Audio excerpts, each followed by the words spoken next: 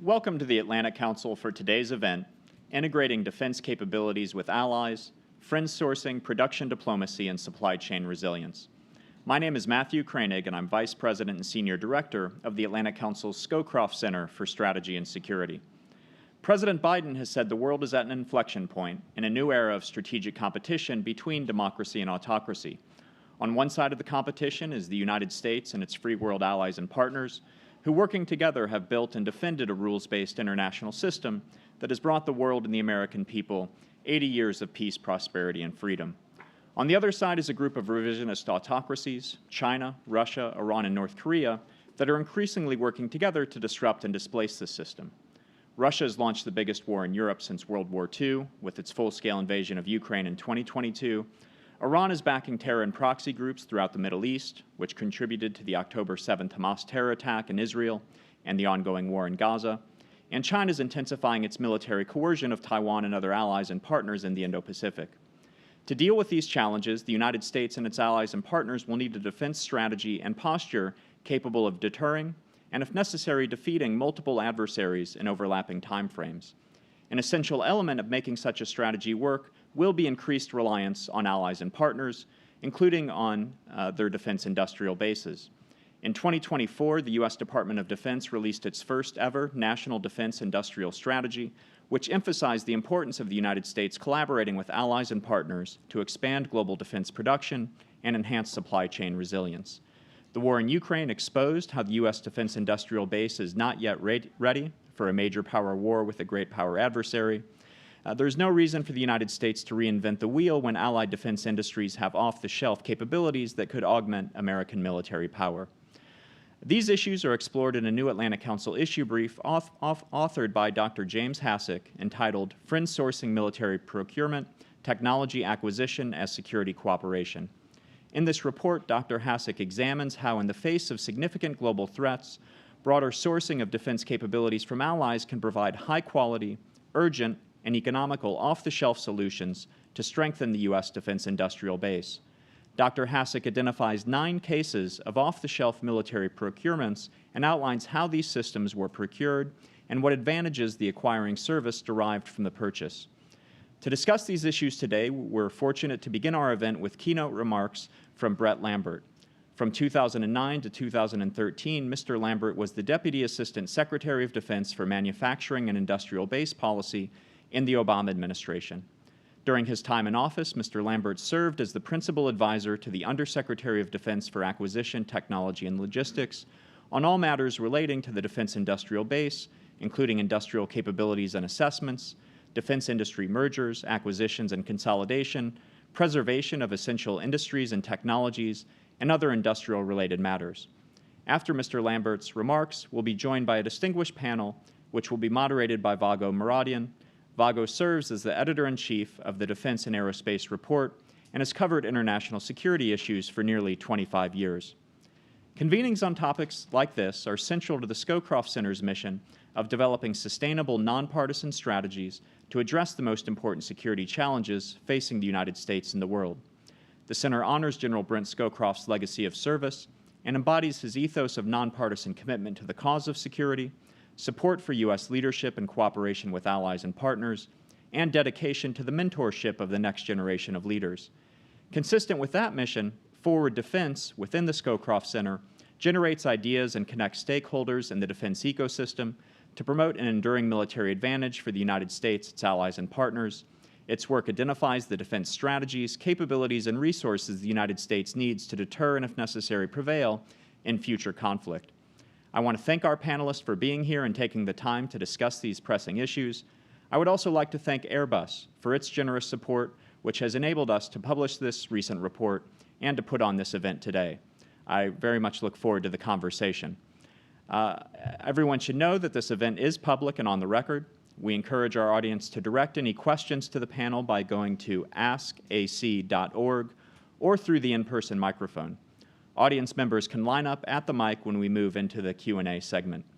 If you ask a question, be sure to identify yourself and your affiliation. We'll be collecting them throughout the event, and our moderator will pose questions to the panel. We also encourage our online audience to join the conversation on Twitter by following @AC Scowcroft and using the hashtag #ForwardDefense. Thank you again very much for joining us today, and now it's my great honor to turn the floor over to Mr. Lambert.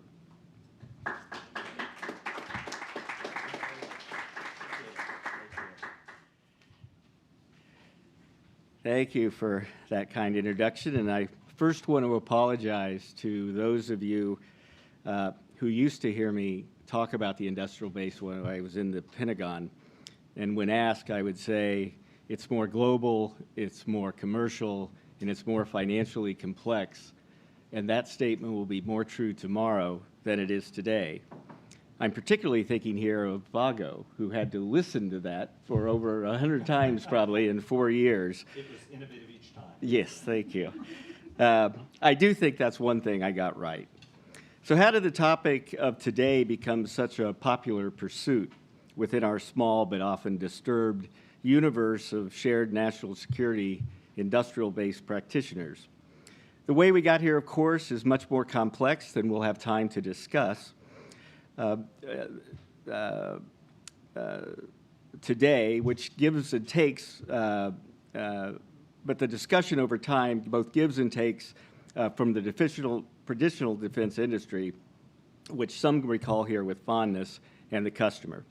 I believe there are at least 3 primary drivers in making the topic so important.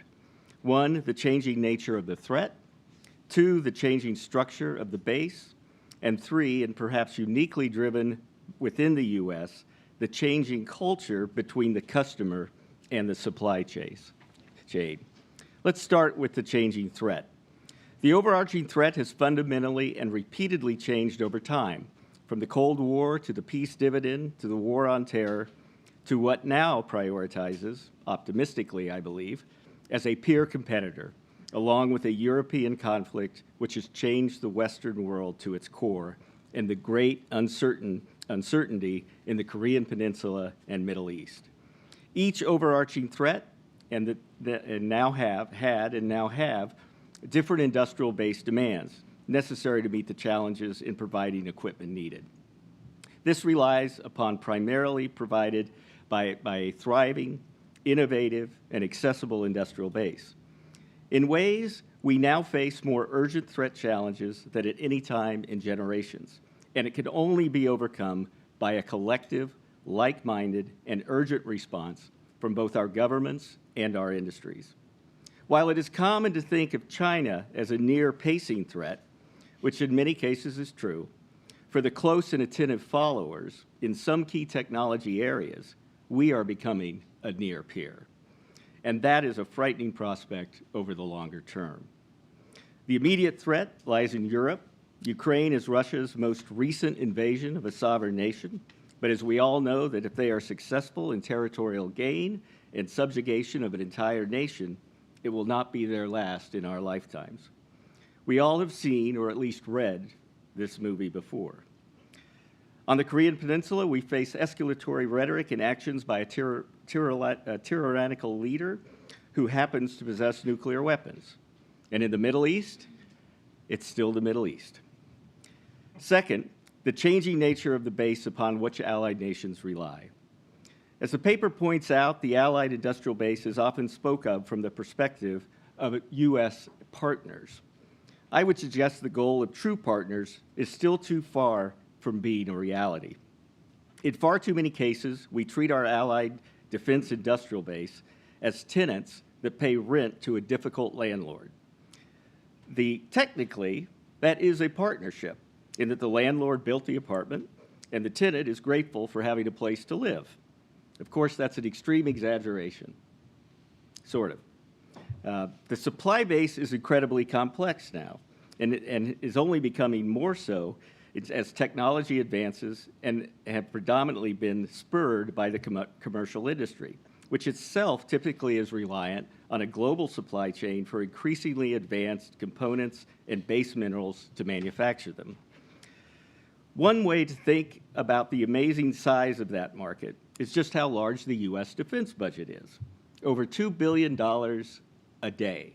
Now, I know most people in this room are experts, and not all of that money goes to procurement, but even that will be a big number to subtract from. This is a great motivating factor for some to pursue opportunities in defense. And I always urge new entrants in our base to simply remember that Uncle Sam may not be your favorite uncle, but he is by far the richest one you have. Industry, even in purely defense-oriented companies, has grown much more rapidly than our ability to understand our reliance on an increasingly complex and integrated systems, and in fact, our dependence upon them. I believe we must draw a distinction between dependence, which connotes significant risk of a just-in-time approach, and single points of failure, and what I would term allied dependence, which is a much more nuanced and important distinction.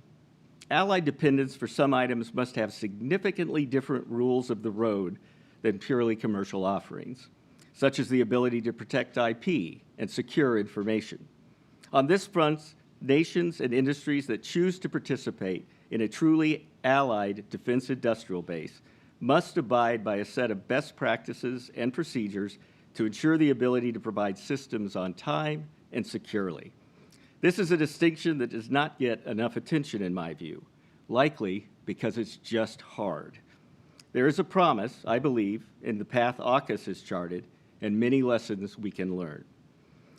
While this is smart policy for both government and industry, and identified as a critical vulnerability more than 15 years ago, the pace of change has accelerated toward implementation of best practices as a result of the COVID pandemic. As violent and disruptive as COVID was, it served as a harsh wake-up call for all nations and producers of advanced systems.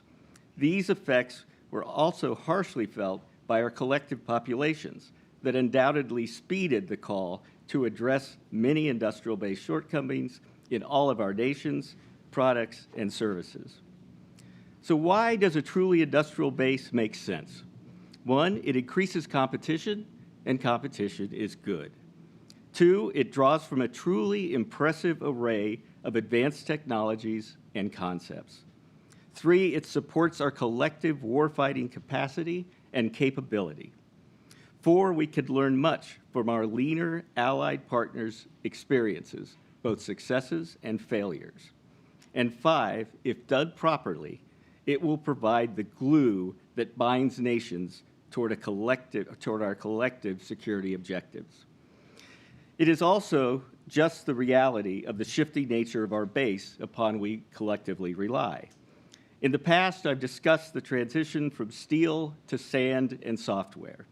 Over 60 years ago, I would hazard a guess that the split of U.S. spending was 65% steel, traditional ships, tanks, missiles, 25% sand or electronics, and 10% services. Over time, I would hazard a guess now that that balance is shifting to 15% steel, 45% sand, and 40% services. Yet many of our policies remained unchanged across our allied coalitions. DoD is used to be the dog of the market.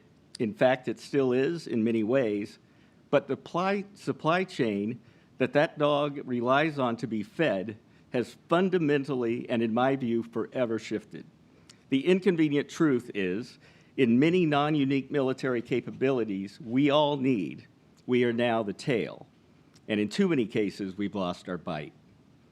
To support our need to accelerate our openness to defining emergent industrial base that is both global and commercially oriented, one need look no further than Secretary Heidi Shu's February 1, 22 memo on the department's technology vision for an era of competition. In it, she describes 14 critical technology areas. Of that list, only 3 are defense unique. Third, the changing culture between DoD, our allies, and our collective industrial bases. In the U.S., this shift began far further back than the famous 1993 Last Supper. In fact, consolidation had little to do with how our industry interacts with the customers. Throughout the Cold War, U.S. primes, and to a much lesser extent subs, interacted regularly with the government client, from concept to design and through production of equipment our warfighters needed to deter our adversaries and, when required, never enter a fair fight.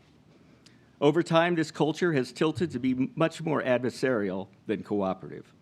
In that transition, we have wrung out much of the cooperation and goodwill between customer and industry that was so unique and capable and feared.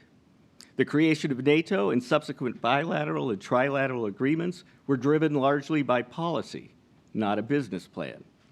They have, fortunately for all of us in the allied universe, accelerated to be a dog that is collectively able to bark louder and bite harder. Notice that that's the second dog reference for anyone doing speech bingo. There were often not comfortable discussions about budgets and operational coordination, but less than 24 hours after the horrendous 9/11 attack on our homeland, we in the U.S. witnessed the unflinching resolve of our NATO allies to invoke Article 5 for the first time. Discussions began to accelerate on how we view and collectively counter emerging global threats. The frameworks we have developed were essential in our collective resolve and support of Ukraine. While the great paper we are discussing today illustrates wonderfully the significant laws and rules that now dictate how the U.S. interacts with industry, or how the U.S. government interacts with industry, I believe the single ultimate takeaway is the change in culture that these laws and regulations have created within both the customer and the base. No amount of funding can alone address the underlying fraying fabric between government and the industries that provide everything from ships to shoestrings. Of particular interest in this forum is the globalization of the base, and in particular, the Allied Defense Industrial Base that I believe we must depend upon for an effective and efficient capability to support our collective security, a vision of which was articulated, as mentioned, in the NDIS. We have a long way to go toward realizing that vision. The paper today is a great start by highlighting many of the specific programs resulting in success. But the hope toward a true Allied Defense Industrial Base, which I believe drew us all here today, must transcend discussions of end products and truly operationalize the vast capabilities companies operating within our allied nations have access to truly be part of a solution that effectively addresses our threats. There are many positive signs across many forums. Just a few examples include AUKUS, particularly Pillar 2, and the recent Japanese-U.S. Forum on Defense Industrial Cooperation, Acquisition, and Sustainment, which was described in Ambassador Rahm Emanuel's op-ed in the Wall Street Journal just yesterday. Although I'll close with a warning, cooperation is not the same as true partnering. Cooperation, in many respects, is often more the renter-rentee relationship. Here's to hoping that creating true partnerships for both governments and our collective industry could be achieved in the near future. So with that, I'd like to thank the Council for hosting this event, my good friend Steve Grunman for inviting me here with no idea of what I would say, and of course the good doctor, who for his very thought-provoking paper. As you know, I have admired and often repurposed your work, so thank you for that. Where the paper describes the past wonderfully, I hope the discussion will illuminate the future. Thank you.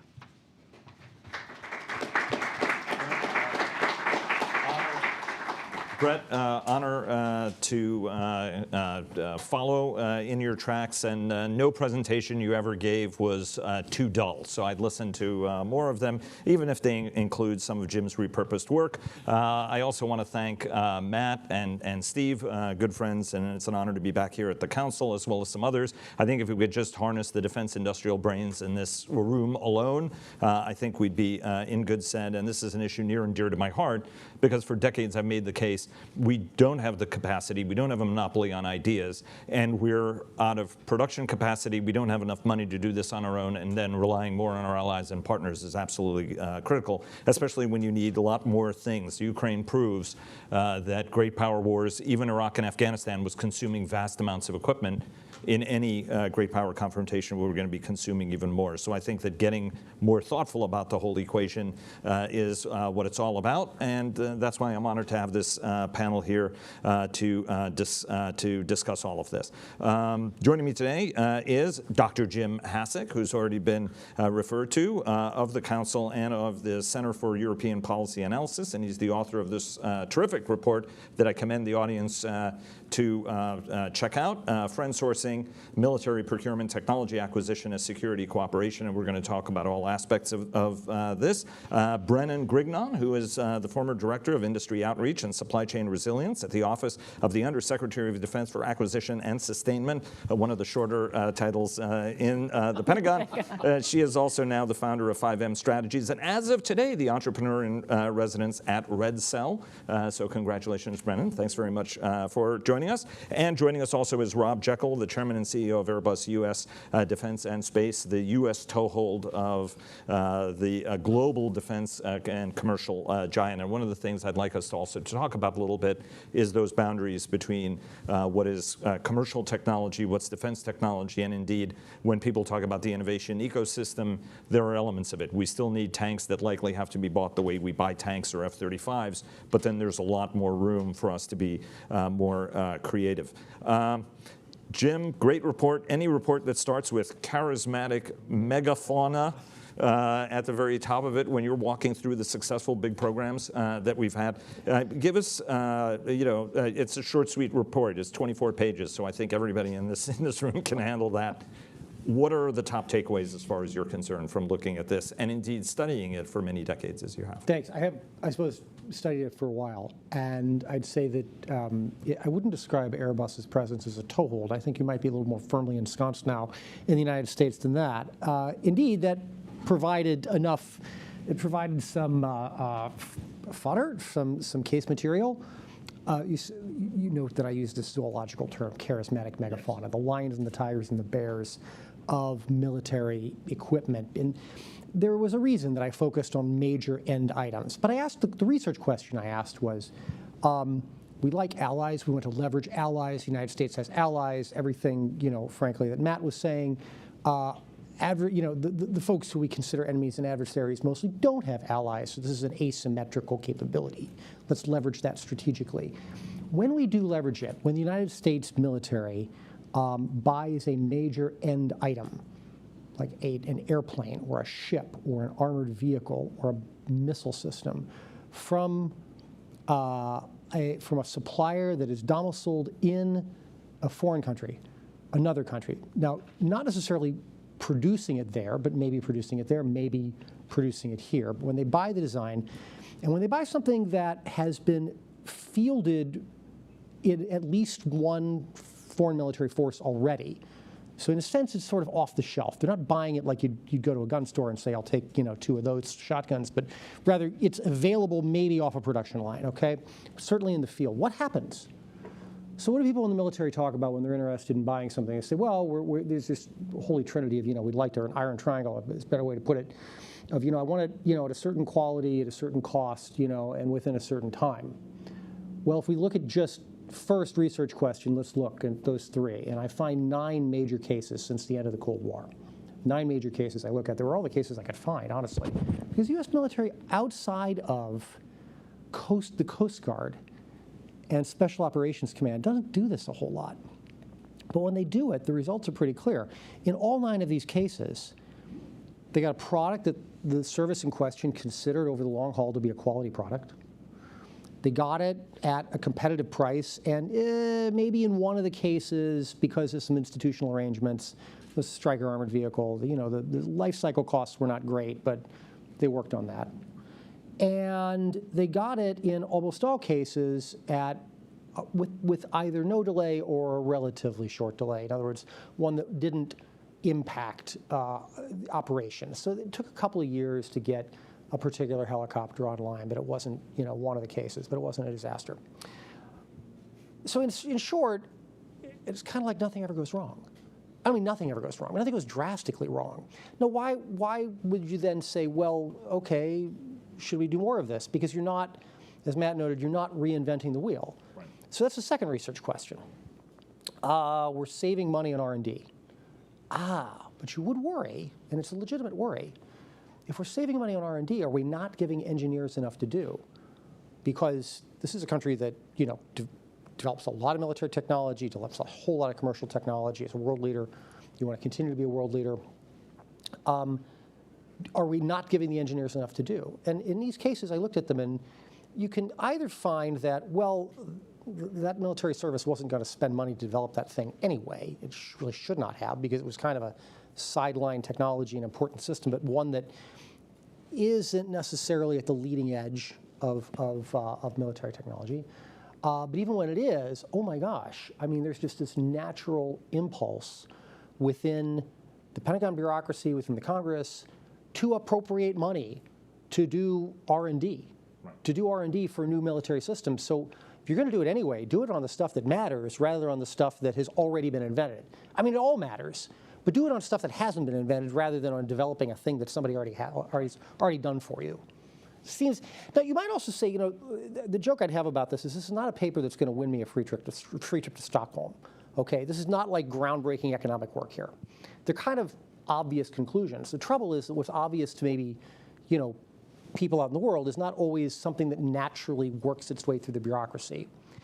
And that's why I highlight at the end a couple of recommendations. And one is that in addition to the emphasis on market research that is in the Federal Acquisition Regulation as something that any time you buy a new product, okay, you're going to buy a new product, the procurement authorities are supposed to go out and figure out what already exists out in the market globally. They're supposed to do this. They don't always do it. They're supposed to do it.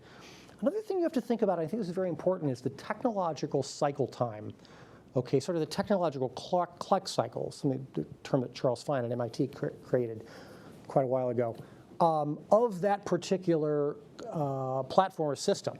And if it's something where there's incremental progress at making things, more reliable, more cost-effective, that sort of thing, then don't think that you're going to make great progress by reinventing. And there are lots of industries like that in the world where progress is incremental.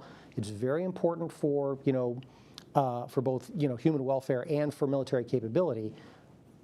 But seriously, economize on your R&D money and spend it where it's going to have the biggest impact. And I think just about everybody is thinking along those lines right now, right? There are a lot of things we should be spending money on, whether it's more complicated, exquisite systems for that high end, but then there's also a lot of other military needs that we have around the world. I want to ask one follow-up question, and I also want to point out to people copies of Jim's report are outside, so anybody who wants a copy can get a copy. And also go to askac.org to submit your questions, and they're building up, and we'll get to that in about 40 or so minutes as we go through the conversation. What I wanted to follow up, you mentioned U.S. Special Operations Command, you mentioned the United States Coast Guard, which has a reputation. I remember the Dolphin helicopter being one of them, Dassault aircraft, the 144, and then also the C-27J as maritime patrol aircraft. What are some lessons that we can draw from these two services, which are a little bit acquisition dollar short but mission big, that folks can emulate? And then, Brennan, going to go to you because you were in the business of industrial diplomacy. But I mean, what's your sense on what the key takeaways from these programs are from these two services that other people ought to be emulating? Okay. I'm going to make an observation about the bureaucratic environment at both places. The fact that the Coast Guard actually has such a lean acquisition organization actually might be part of the, it's not part of the problem, it might be a feature rather than a bug. That is to say, if you just don't have a whole lot of people available to do something, you might actually default towards choosing off-the-shelf solutions as opposed to look, they tried to do this once recently, last 20 years, the Deepwater project, it was a disaster, right? They bit off far more than they could chew. They're not going to do that again. Okay, so the Coast Guard, I think, is an organization that understands the value of things where you can kick the tires because they're going to take them into environments that are even scarier sometimes than the Navy takes them into. Okay. Special Operations Command, I remember, remember something that I heard, from this former SORDAC himself, which was that they don't actually have, there's this sort of mythos, and maybe Brennan can actually tell me more about this, but my understanding is that the R&D people and the acquisition people for Special Operations Command actually don't have a whole lot of special authorities to buy things. They just have a culture within their procurement bureaucracy that says, let's just get this done, because time matters. Time is a variable in a way for them that, maybe quality is important too, but stuff has to happen now. This is demonstrably better by X amount. Let's just buy this instead of yes, reinventing that wheel, not to beat up. Now, to be fair, they also, when they buy when they buy an airplane, they're buying the C-130 that the Air Force has already, decades before paid Lockheed to develop, and they're just buying something and tricking it out. They're not often buying something that's wholly new, Right. but you might also ask why they manage to do that so well so often. So the trouble is that we don't just want to make this, we don't want to say this is just a leadership problem, because then we've just added another thing to somebody's job jar. But there is a cultural problem, I think, within certain portions of the defense bureaucracy, that they need to get kind of off the idea that development is always preferred to finding something that's good enough. We'll get to the Constellation frigate program, which was supposed to be a direct acquisition of an existing ship, and then after redesigning it in its entirety. The reason it's not in this paper. It's not in there. It's not, it does not yet rank as not off the shelf. No. No. It is no longer off the Yes. shelf. But I would argue, though, our adversaries do have allies and partners, and they are working very, very effectively. And I think a mistake we make is they don't have any friends. China is helping Russia, North Korea is helping Russia, Iran is helping Russia, as if it really matters to all of them for them to beat us, because it really matters for them to beat us. Brennan, you most recently served in the Pentagon's Industrial Policy Office, where you did both great job, but also occasionally thankless job of engaging with all of our allies and partners who ask us all kinds of questions, right? I mean, it may be, your only rich uncle at the end of the day. It's onerous because Congress gets involved, right? So there could be an easy solution that Airbus might have, but then everybody insists that the Airbus solution be built in the United States, blah, blah, blah, blah, blah. So you have to also convince some of these guys to come in. What's the trick and the right approach that we need? We do have now a first ever National Defense Industrial Strategy that codifies this. We have the list by Dr. Hsu. Bill LaPlante has talked about the importance of this, and we're trying to balance Buy American, which is still prevalent, and the President of the United States talks about it. At the same time, we're actually generating a strategy that's Buy Allied. What's the right way to think about this problem in order to frame it correctly, so that folks in industry, whether it's Rob, Michael, or anybody else who's in this room and watching, can actually float the kind of solutions that we need ultimately that we will buy? Yeah. No, I think it's critically important. And for better or worse, I think the Office of Industrial Policy and my job at the time, which is now multiple people's jobs, was industrial alliances and partnerships, government to government, as well as with industry, foreign and allied providers, domestic and allied providers. And so being able to have a conversation with Airbus or BAE Systems or Lockheed on their challenges, both providing DoD with our weapons and then going and turning to the UK government, the Australian government, or what have you, to talk about potential opportunities for cooperation was critical to bringing all of those pieces together. But I think, you mentioned Congress, and you mentioned the acquisition capabilities of SOCOM. I mean, Hondo Gertz, I worked with him when he had left SOCOM and had moved over to the Navy, and he was a great example of someone who said, look, all of these authorizations exist. At the time, the Undersecretary Ellen Lord for Acquisition and Sustainment was standing up the Assisted Acquisition Framework, Adaptive Acquisition Framework. Sorry, translating all the acronyms sometimes is a little challenging. And basically saying these things exist. We don't need any new authorizations or regulations to do this. We just need a change in culture. And knowing the SOCOM community, both personally and professionally, I know that they operate in a time to need at a pace that nobody else operates at. So they say, I have a requirement and I need a solution, and they're very open to using commercial platforms or systems to find a solution to their requirement. But the other piece of it too, to be honest, my experience has been that Congress views them as special and doesn't lay on them the same onus as they do to the traditional acquisition workforce of, how are you doing this? Why are you doing this? Explain to me. You have to have your requirements all nailed down before you go out to industry to ask them to provide a solution. And that has proven time and again to actually not be necessarily the most innovative way for us to go out to go about the problem. I think it's actually a very bad idea. Very bad Yeah. idea not to ask industry about your requirements. Right. Because they can tell you what is possible and what is not possible before. Right. And we have examples of this right now. Like, we obviously have a production issue with Javelin missiles. That's not just an issue within our supply chains. It's an issue within all precision-guided munitions that we use across our allies and partners. And there's examples of the use of unmanned systems, small unmanned systems, to provide the same warfighting capability as you do for a Javelin missile and dealing with tank warfare. So I think that there's a lot of opportunity for flexibility, and we are, I hope, as someone who has spent the better part of the last decade mired in this problem set, getting to a crucible point where we're not going to just admire the problem anymore, we're actually going to do something about it and find a solution. That's my hope.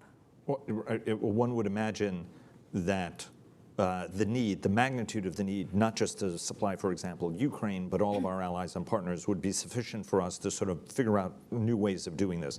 We're moving in that direction, but I still fear we're moving too slowly. If you just look at the 530 or whatever Patriots we're going to build this year, Ukraine's going to shoot most of them to defend Kiev and Odessa, right? Much less the rest of the front line. So it would strike me. Yeah, I mean, harness that capability you have abroad. Right, and I think too, like to your point, for better or worse, I think that the perspective is there's going to be a critical need that is going to arise, and that's going to be the forcing function. And that was honestly in COVID, which, you know, I transitioned doing the supply chain industrial-based work from national security to COVID during the first year of COVID. And there was a lot of things in the medical resource community that we knew were a problem, that we sourced a lot of our core components for N95 masks and ventilators from China. But it took a global pandemic for us to figure out new ways of getting those things. And you hope it doesn't come to that, but we just have examples of that being the case. Unfortunately, time and again, right, we kind of get it right. The Andy Hone, Tom Schenker book, they recently joined me on the show. We're very good at predicting what the problem is going to be. It's just that we're often very, very slow in terms of how to execute it. Rob, I'm sorry if I undersold you. I should not have said toehold.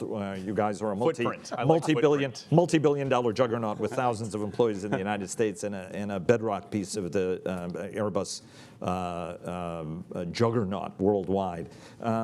What, from the standpoint of being an industrialist, a company that has access to world-leading technology across the piece, right from complex weapons, obviously commercial aircraft, military aircraft, fighter aircraft, unmanned investment you guys are making. What do you need to hear from the United States, and what are the clear signals, right? Because the successes are few and far between. The Lakota could be counted as one of those successes.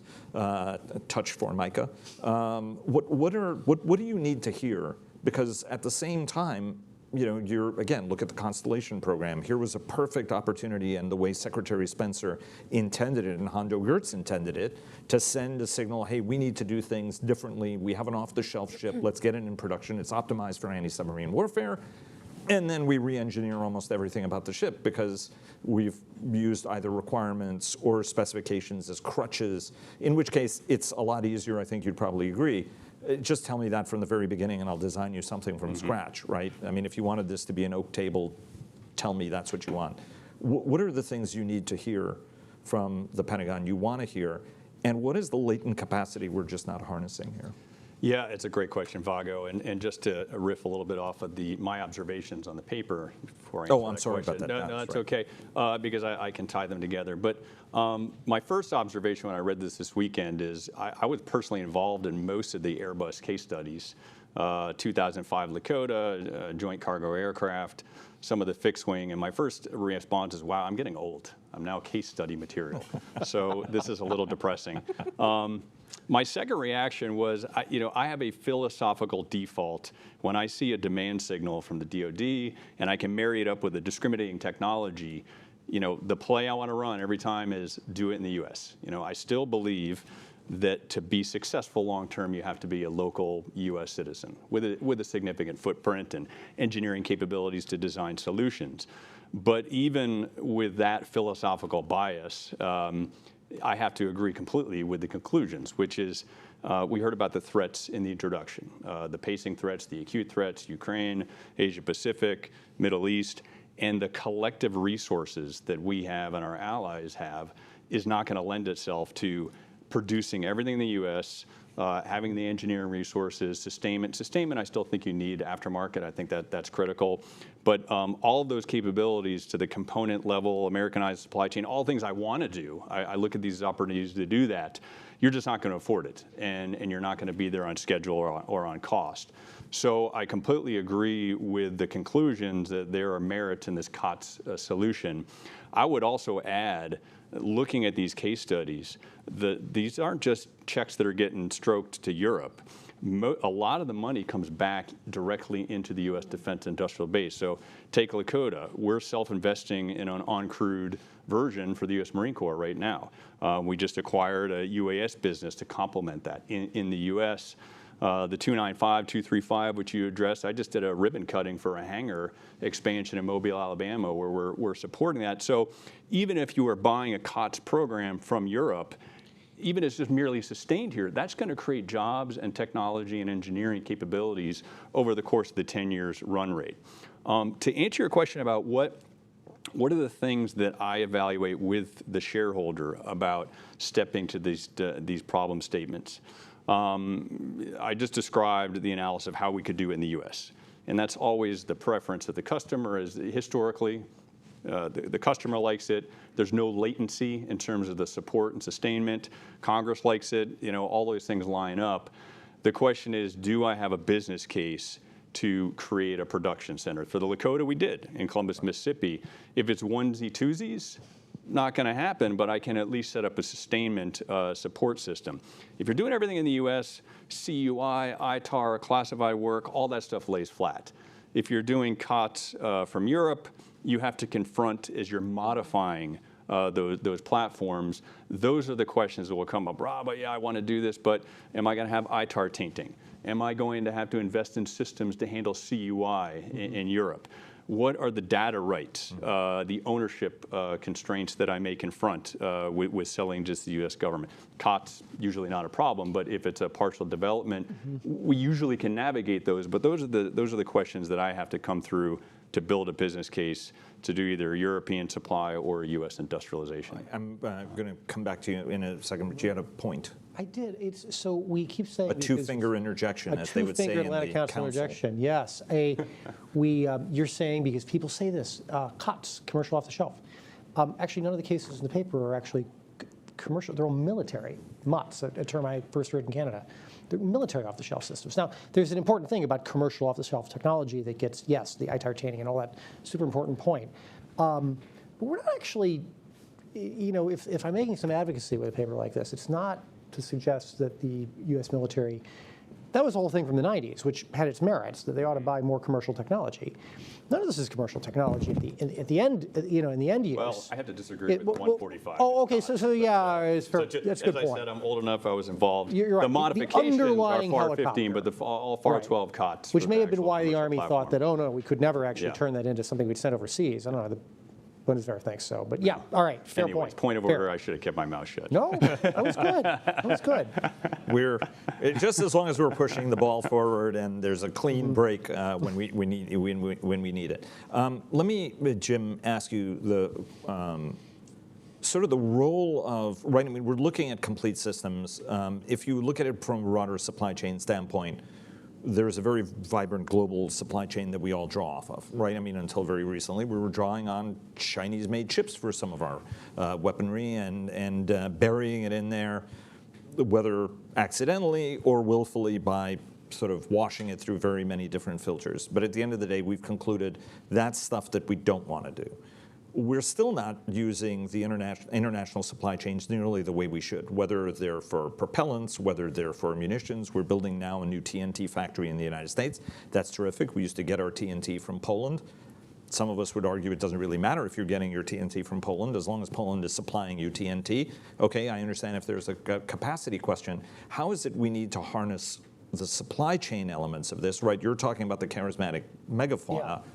There's a whole bunch of stuff that we should be using, and indeed more talk about modular weapon systems that you can, right, it doesn't matter where you're building to print, for example. How do we need to think about the other layers of this And then I'm going to go to you next for the follow to that. So Brennan will actually have, I think, more intelligent things to say about this than I, but I will tee up maybe her to do this with this observation that back maybe 15 or 20 years ago, we used to talk about this concept of icebergs in the, Yes. right?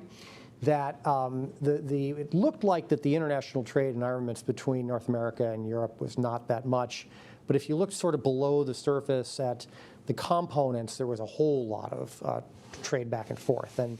And at the CSIS, Jeff Bialos, who was another... Fortresses and Icebergs. Fortresses and Icebergs had this Great two-volume, right? work. Yeah. Yeah. But it was, okay, so the obnoxious academic thing I'll say about it was very descriptive. And there was a whole lot of examples in there, but not a full accounting. And so there was some later work done under, I think, Brett's tutelage at the Industrial Policy Office by a former professor of mine, Eugene Goltz, who's now at Notre Dame, suggesting that, well, if you just kind of go into a couple of cases selectively, because we just don't have, it's really hard to get supply chain insight into all things, right? That's why so many people study finance, because the data's there. You know, supply chain's hard. He found that, yeah, there is trade, but there's actually was less trade than he thought that he'd run into. And so maybe actually the opportunities are greater.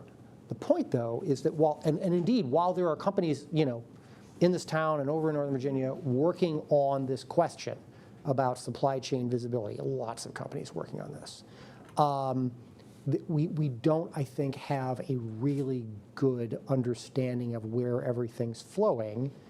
And I am occasionally really surprised talking to administration officials at events hosted by organizations like the Atlantic Council, you know, off the record, Chatham House kind of stuff about, oh, I had no idea that thing was available, you know, in Poland or France at a reasonable price that I've been trying to find for years here in the United States. Like, there's a market research aspect to this. We have a bureaucracy that's not particularly good at it. Well, That's the other thing. Even though there are many industrial affairs offices in the Pentagon, right? Many hands are doing this. But there's a gigantic procurement bureaucracy, and there are only so many people on the DMAG, so to speak. Keep going. Sorry. Indeed. We're going to inundate everybody with as many acronyms as we possibly can at the end of this. And there'll be a quiz. Yeah. Brennan, I'll so get 100%. You will get 100%. Good job. You've always been an overachiever that way. What's the right way to reconcile, right? I mean, so for some of this, there is some Buy American that does have a tendency of creeping into this, but we're also saying Buy Allied. What are the seams, gaps, and boundaries here on how you define this clearly for somebody who might have a better mousetrap to bring to us or a better wheel? Yeah. And like, where is it we should actually leave a lot more opportunity, both for direct acquisition? I'm going to ask you a problematic question next about this, because I think we overdo it. I mean, I think even I understand congressionally while it's necessary. I think some of this is absolutely absurdist when your back is against the wall and you need to produce as much, instead of saying like, okay, it's going to take me 3 years to build a factory in the United States, certify it, and get everything, as opposed to being able to say, I'm just going to start buying this stuff and getting into the hands of troops. But from a component standpoint, how is it we need to be thinking about what actually we have to make in the United States and what actually we can just buy from our allies and partners? Yeah, I mean, I think it goes to Jim's point is there is an aspect of the visibility piece, and I think the effort that you were referring to was this sector by sector, tier by tier. Oh, yes. S2T2. Yes, it was part of that. So that was done under Brett Lambert's tutelage, and then S2T2. It's been a while since I've S2T2. heard that. That's terrific. And But then, it was a long time ago. right. So then so fast forward to July of 2017, President Trump signs an executive order 13806 to do an assessment of the defense industrial base, which we really hadn't done holistically since 1937. And I co-led that effort. And a lot of the members of the team that had done the S2T2 effort were still within the Office of Industrial Policy. And there were a lot of changes, actually, in the systems that we were procuring. And this was mentioned earlier, I think, in Brett's opening remarks about the number of hardware versus software, the move towards modular systems. Also, at the time, the executive order was done in coordination with Secretary Mattis's national security strategy, which pivoted us from a counterterrorism warfighting foothold to a great power competition. And when you state that you are in a great power competition with China and Russia and also you procure a lot of core components deep into your supply chain for warfighting systems from China and Russia, that creates an additional complexity that we hadn't previously really recognized. And so I think that the other piece of it is fast forward to February of 2021, and President Biden signed an executive order to do another defense industrial base strategy, and I got to do it again. Well, you did it such a great job the first I know, but to be honest, Vago, like it's not often that you get in a career, you get to do something over again with also the added advantage of insight into how you use analytic capabilities for discovering things. And the market intelligence and the AI is prevalent, and there's thoughts on both sides of the aisle of what it can do. I think from my perspective is trying to solve this problem to see what are the inputs that you need, what is the question that you're trying to answer, and then what are the outputs in terms of recommendations, authorizations, funding, partnerships, security of supply arrangements, treaties, ITAR, import-export agreements.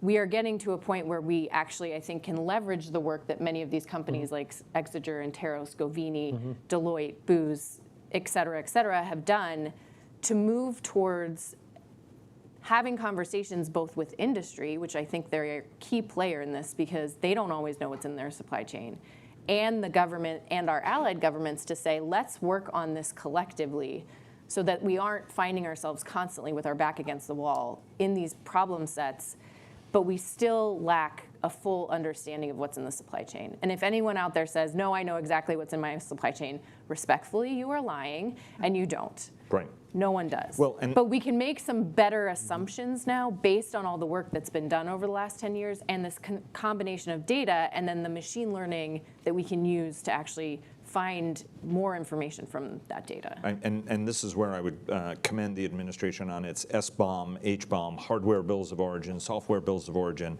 to actually get to the mechanics of this, especially on any hardware that affects cyber systems, to be able to identify what those vulnerabilities are, and then actually have a pretty tough self-reporting function in that. Rob, from your perspective, right, I mean, we're talking about all of this as, very beneficial ecosystem, right? It's great we have allies and partners that have the kind of industrial capacity that we have. But it's also sort of a two-tiered problem, right? We have a conventional acquisition system problem, and now we're overlaying onto that the innovation ecosystem of buy quick, large scale, fail fast, replicator. Sort of is a part of that. I've yet to see a member of Congress who's totally understanding of a massive failed program from the Defense Department, even though hope springs eternal that they will smile beneficently on a well-intentioned foul-up. It's not entirely the case, even though I think there is a little bit more patience. From your standpoint, what's the as a company that does both of these and also have a venture arm that is looking and trying to identify some of these creative ideas, what are the tracks we need to think of in terms of what solutions are? Because historically, we look at it as tank replaces tank, and we're finding in Ukraine, tank may not be necessarily replacing tank. A whole bunch of unmanned systems could be partnering with. What's the architectural approaches we need to be using to try to do this? That's a lot. There's a lot there. So I would try and chunk it into different buckets. So if you take the innovation segment that you mentioned, whether it's our Zephyr stratospheric platform or laser comms, what I try and do first, as you mentioned, work with the customers, just on a demo or a proof of concept, just to see if we can move this from TRL 5 to TRL 9. And if there's gold in those hills, then I can start having these discussions about where do I produce it, where do I manufacture it, where do I scale it, what's the use case, what's the business case. So that's sort of how I try and attack that. The other thing that I'm seeing right now is the dual use in commercial, particularly in space.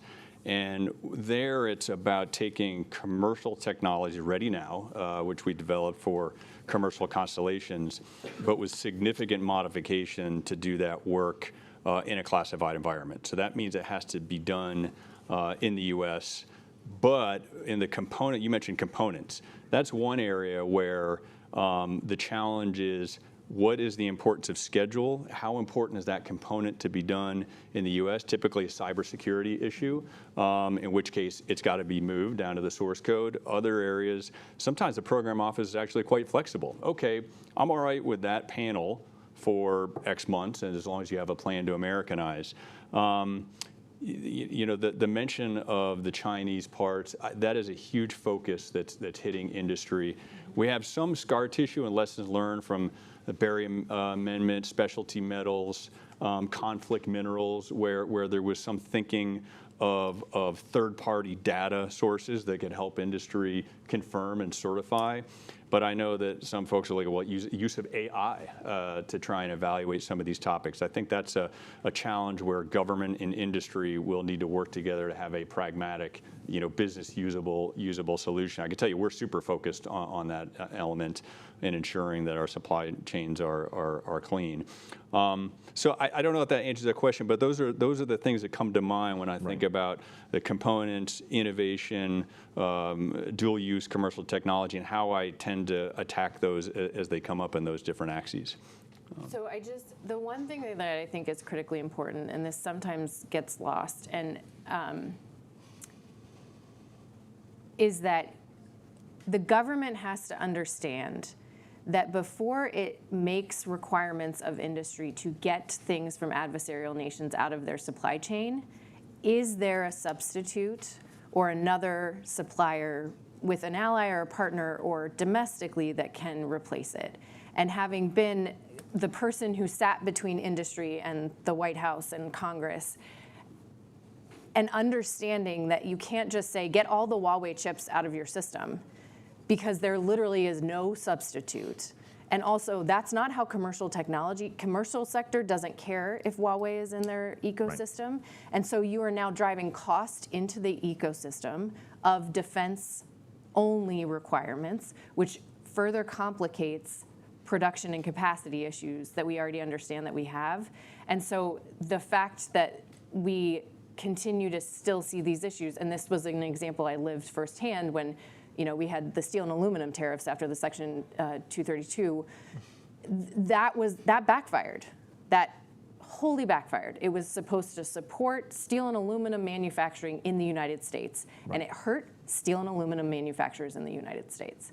And so ensuring that regardless of administration, there is an understanding of the holistic aspect of the complexities of the supply chain, and when you make requirements on industry, what does that actually do to their cost schedule performance?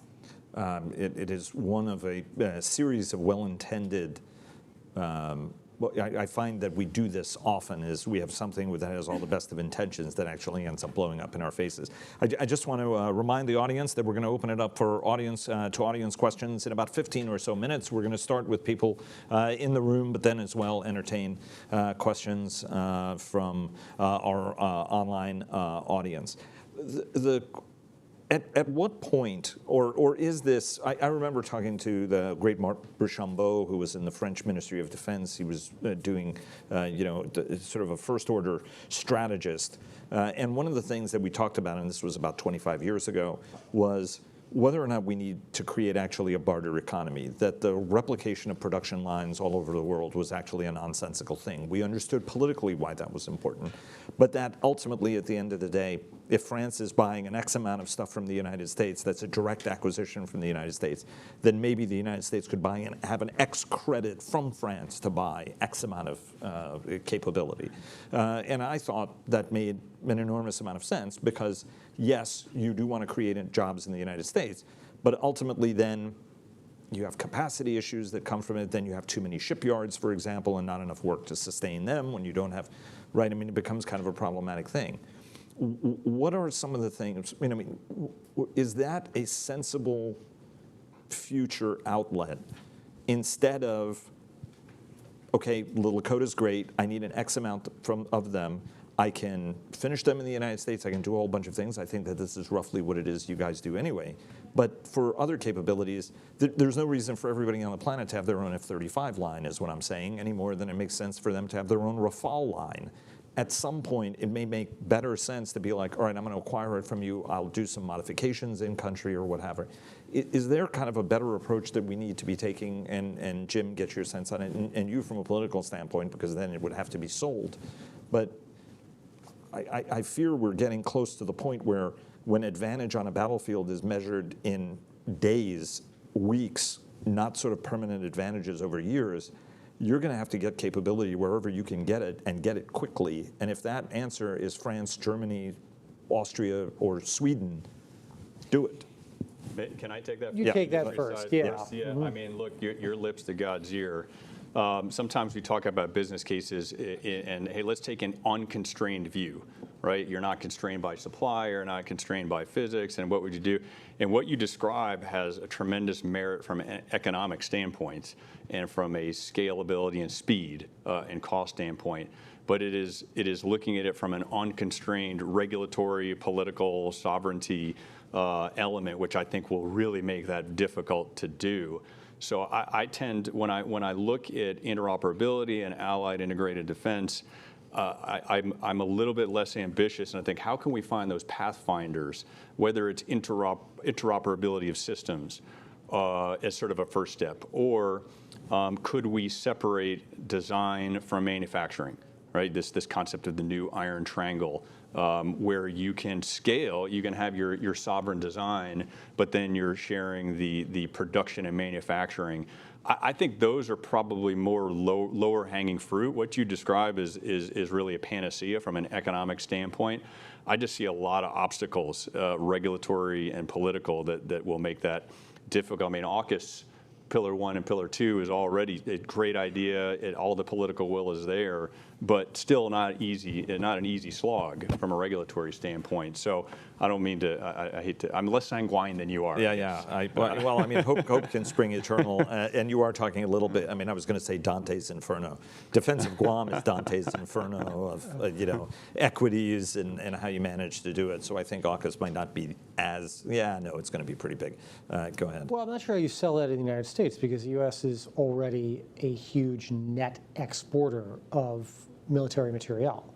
So it's not like we need to build up a credit with anybody. We can go shop where we want for what we want if we actually want it, from the Italians, the Poles, the French, or whomever. But then your allies and partners also maintain some skin in the game, which is also in your strategic long-term interest for Europeans to know how to build an airplane. So there is a little, with the counter-trade aspects of this, there is a little bit of, I actually wrote in a publication that you used to edit. Yes, you did. Yes, about 20 years ago, an editorial about just this, that it's a bit of a, these offset arrangements, they're a little bit of an exchange of hostages. That, you get my stuff, I get your stuff, we go to war. It's like, you're not going to welch on me, and I'm not going to welch on you, because we're in this together. For the long haul, we're allies. We don't, and indeed, I got another paper from the Atlantic Council from a year ago, 2 years ago, saying, how often does somebody actually, cause us a problem in a security supply?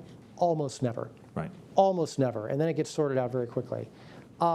I think, so the economic case is actually in some ways really easy, like, Section 232, if we were actually being economical about this, we wouldn't bother to buy any aluminum for American military projects in the United States.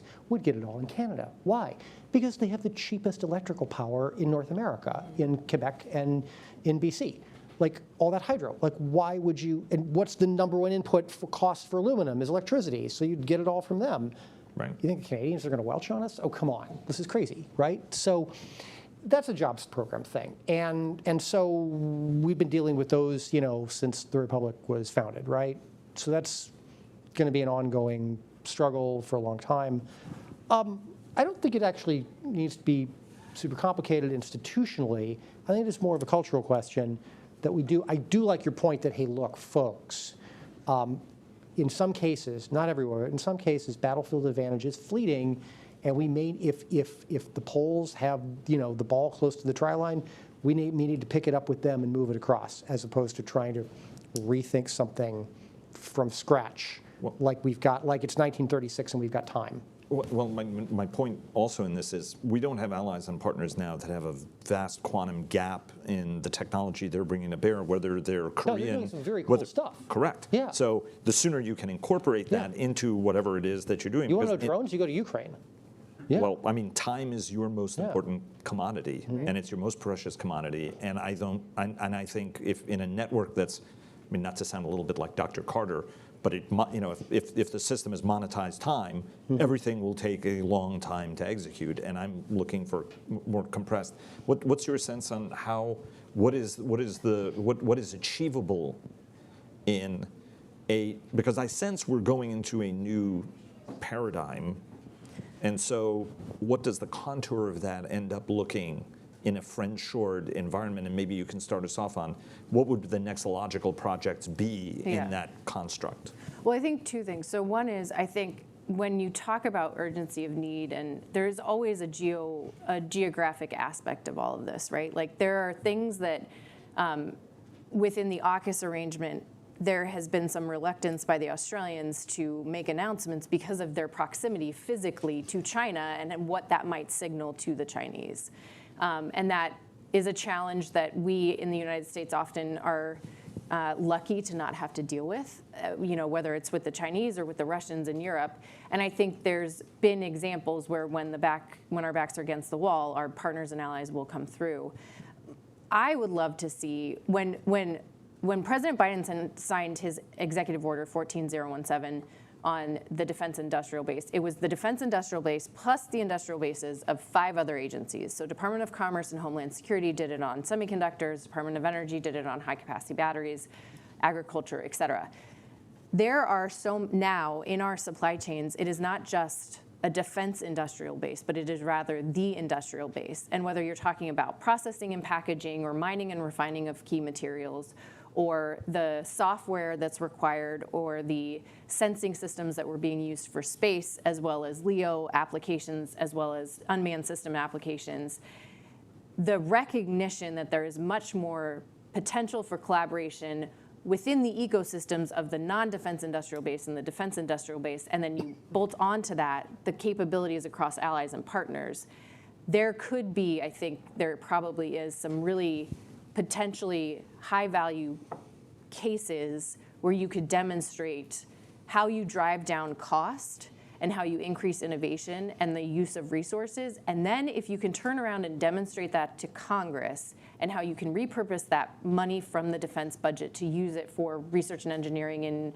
hypersonic weapons or directed energy or what have you, you just have to make the business case. And I think it all comes down to the economics piece of it and making the business case. And that is, again, where I think we have an incredible amount of intellectual capital over the last decade and 3 presidential administrations. We just need to sit down, take a breath, look at all the information that we have, and start to ask different questions to drive to different solutions.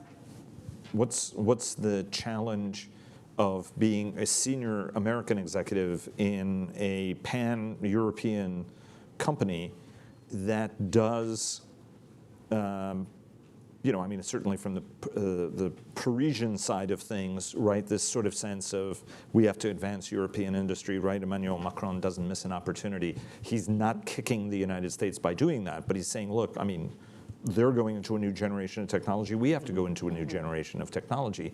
What are the challenges in trying to sort of make this case at home when you're like, hey, my Pentagon customer wants this, but then all of my important shareholder customers, even though you're a publicly traded company, right? But I mean, the national elements of this that still see Airbus as sort of the repository, right? Tom Enders used to proudly say, I mean, we're the repository of European defense and aerospace excellence. And that's why he wanted the company to exist 200 years from now to inspire Europeans. Yeah. You're trying to get me in trouble, aren't you, Buck? I am not. I am not. You can go, Rob, as far on this question as you'd like. I think it was President Bush who described Airbus as Europe's manhood, is how he described Airbus. I think so. Yes. Personhood, I guess. European personhood. Exactly. But look, I would respond this way. I see similar challenges both within the shareholder and the home countries of the shareholder that I see in the U.S. Take joint all-domain command and control, right? How can we, even in the U.S., integrate across branches and have a common approach, common standards, and have some efficiencies of how we attack a problem statement. In Europe, I see folks wrestling with the same challenges, and to a certain degree, they're even harder because whereas, I mean, just take the asymmetry of budgets. Okay, it's 1/12 collectively, and that 1/12 is typically chunked up amongst a multiple of 10 platforms compared to the U.S. And so I see that challenge and senior leaders committed to see if they can ameliorate or mitigate that. How can they be more efficient within the European industrial base, just like we're having that same discussion in the United States, and then as a tertiary point, Europe and U.S. How can we work more cooperatively together? So that's sort of what I would say. Otherwise, I will stay in my lane. I run the U.S. business, and that's sort of the end of my commentary on European industrial base and politics. I would hate to draw you out any farther than you're interested in being drawn. Let me ask you, Brennan, about you mentioned the leadership component of this, right? I mean, at the end of the day, it's leadership that will drive the ball forward. And you could argue Secretary Spencer and Hondo Geertz tried to exhibit that leadership by getting a product and putting it in the hands of the warfighter as quickly as possible. And alas, here we sit without opposable thumbs, as Gary Larson would say in the great cartoon. It's with the two cows, the phone is ringing, they can't answer the phone. Anyway, they don't have opposable thumbs. Anyway. So in the time you were in the department, how much did the needle move toward people's appetite to change, to do things differently? We talk an awful lot about it, and then you just find things go the way they go. There are some things we are accelerating. I mean, I think the speed of CCA, for example, of collaborative combat aircraft is impressive. There are things we're doing in next generation air dominance, even though there was so much classified stuff happening behind the veil, that that ball has been moving a lot more quickly, and that's true for a lot of other capabilities. But do you sense that the wheel, whether in your consulting work or your time at the department, that people are looking at these cycles and moving faster and being more open to, because during the wars in Iraq and Afghanistan, we proved to be very open to foreign ideas and could actualize them pretty quickly. Yeah. Do you see these appetites sort of changing, especially post-Ukraine and the like? And then we can go to you, and then we'll go to the audience. Go ahead. So yes and no. So when I started at the Pentagon, it was the end of the Obama administration, served through the entire Biden administration in the first year, the entire Trump administration and COVID, and then the first year of the Biden administration. I think that there's a benefit in the fact that there are a lot of people that have stayed within the government ecosystem, whether they're at the department and then they went to the White House and they have worked on these problems and seen it from multiple sides, or they went to industry and came back in. I actually think the revolving door between industry and government is incredibly helpful. I don't think it's a bad thing. I think it's a terrible idea if you stay in the same ecosystem and never have your ideas challenged. I think that part of the problem, though, it still remains that even when there is appetite for change, the leadership is constantly changing, right? All of the political appointees come in, people have new ideas, they have new perspectives, they think that they have found a problem that no one else has ever thought about, and then they realize that someone's thought about it for 15 years, and they don't necessarily like being told that. And the other piece of it is that at the end of the day, the system itself, the bureaucracy that exists and the relationship between Congress and the department and the White House and the current political environment where nobody can get along about anything, and I get to say that now because I work for myself, is very challenging because it doesn't, despite the fact that the supply chain issues have been a bipartisan issue, and Representative Gallagher was a huge proponent, and Elisa Slotkin, and there still is this, well, wait a minute, though. If you're going to tell me that I'm going to move some of my production capability to France, then people in my district don't have jobs. Right. That's not necessarily the case. We're just saying that their jobs might be a little bit different. Right. And at the end of the day, it actually provides us with more national security and economic security. So it goes back to, I think that industry is going to have to drive providing the analytical capability and the actual business case to the government, for them to say unequivocally, oh, I understand now, this makes sense. Well, I mean, this is a little bit like coal jobs, right? I mean, there's a passionate protection of coal jobs, even though there are actually many, many more Right. green jobs that are more broadly distributed and will even impact your state, whether it's West Virginia or anywhere, Pennsylvania. Real quick on this point, do you want to add anything? And I'm going to go to Rob and then go to the audience. Other than mentioning that I did actually once write an essay entitled "In Praise of the Revolving Door." I want to get back to the point about Iraq and Afghanistan. You know, we bought a lot of stuff off the shelf overseas. That was my dissertation, okay, Yes. except that we did only after about 3 years of not doing so, in the middle of a shooting war, when a lot of people were getting blown up, and there was that indicates why this is actually hard. No, it indicates that it is hard, and why we don't seem to see it a whole lot more often, because the bureaucracy is just not attuned to doing it. And it was bad. A lot of people got hurt. I agree, but Yeah. then the sense was, why am I going to build a whole bunch of vehicles and this war is going to be over? And, I mean, the boys will be home by Christmas. And that's never didn't the happen. case. Yeah, I mean, right. Frank Kendall was saying in 2010, 2009, nobody ever says wars will be short. And if you go look at it, wars will Yeah. be long. And so we need to have the industrial capacity to Right. be able to do that. Right.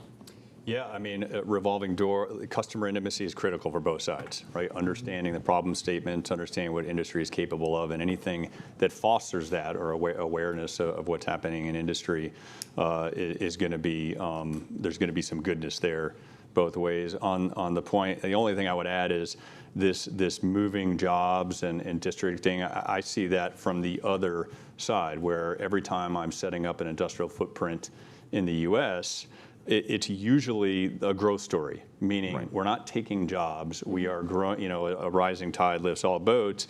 We see that with our commercial business in Mobile, Alabama, where we got 3,000, 4,000 employees. We're still hiring folks in Europe in our commercial aviation business. So that makes it a little easier when you're saying this is in addition. It's not moving. And if you can do that, that's usually the right angle to take. It's not always possible. Is it moving any faster? From your standpoint, is the department moving faster and moving more innovatively, or is there a lot more talking about innovation and less about moving innovatively? I think it depends. I can say that what Derek Tournier is doing at Space Development Agency is at a torrid pace. So Semper Citius is their theme, and they are not messing around. They mean it. So ever faster. So within Space Force, Space Development Agency incubating commercial technology, and with very demanding launch to orbit, contract to in orbit, they're moving fast, and I would say that's noticeable on industry's part. Otherwise, it depends. You mentioned replicator. We'll see. I'm hopeful that we can be part of the solution there with some of our UAS technologies. And that looks to aspire to move quickly, and we're ready to move it at pace if that's the case. I certainly hope so. We're now opening it up 3 minutes late to questions. So there's the microphone. If anybody wants to go up to the microphone in order to ask questions, please identify, give us your name and your affiliation. So and if you can't do that, then we can't take your questions, whether online or anywhere else. Go ahead. Thank you. My name is Morten Hübner. I'm a visiting researcher here at Georgetown University. I'm originally from Denmark, so across the Atlantic. I think that's where I'll take my perspective and my question. So the same discussion that you're having here today is also the one they're having back on the continent. And they're also discussing how they can better integrate their defense capabilities, and especially after the recent parliament election, we don't see that changing with the next commission either. So my question is when you look into integrating allies' capabilities and also with the production you're having here, how is that being affected by the other change you're seeing over there? In EU, we see a push towards strategic autonomy, towards building more European, buying more European, and also even that might cost some jobs. And that might cause jobs over here, which might pose a problem from Congress and from the strategy we might see presented here. How does that affect you and the thoughts and the discussions you've had today? And who wants to grab that? Yeah, I can take it. So it does go back to understanding what the problem is that's trying to be solved. And the areas where we've had the most success leveraging existing agreements like security of supply arrangements, which we have with most primarily European countries, is looking at what your core capabilities are that are lacking within the United States and vice versa, and where the government can best leverage the technology coming out of these European nations. But again, it kind of goes back to the conversation we've been having about the push-pull factors of individual domestic requirements for economic growth, and then what does that look like from an allied partnership perspective, from a warfighting interoperability perspective? Yeah, I would probably just add, from the policy standpoint, I think that greater spending in Europe, defense spending, which we're seeing across the board, is going to help. Right? It's just going to help the transatlantic integrated deterrence. I think any synergies or efficiencies will also help in terms of developing exquisite technologies, exquisite systems that are a heavy lift from a design and non-recurring cost standpoint. And then with the industry hat on, I look at this. We are always looking at incubating technology that's exquisite or discriminating, and then transferring it to the U.S. or delivering it to the DoD. And so anything that fosters that, it creates opportunities, whether acquiring it in Europe or whether industrializing in the U.S. So I think it's all good. I can't predict how that will shake out. I read the same things that y'all do in the press about some of those challenges. But more money and more efficiency is almost always a good thing in my view. If you're from Denmark specifically, I will say, just keep doing you. And I mean that very seriously because, and hopefully we'll catch up and eventually start loving y'all for being y'all. But here's what I mean. A thing that, what else is not in the paper? Littoral combat ship. So 20-something years ago, that was going to be off the shelf. It wasn't remotely off the shelf. But if we had done something like Denmark had done with the Standflex system for modularity that actually worked, ours still doesn't work, we would have been fine. Yeah. Okay. Now, perhaps there's a factor disadvantage here, as Michael Porter, described like 30 years ago in a book, 40 years ago, something like that. That if you don't have truckloads of money and you're only 5 million people, but you have great technology, you can do some amazing things, kind of because you're constrained and you have to be clever, as opposed to, spend 20 years working on something. I think there's a lot of, from smaller European countries in particular, there are a lot of things that the United States can look at and say, oh gosh, wish we'd thought of that. We didn't, so let's just go buy it because it's there already.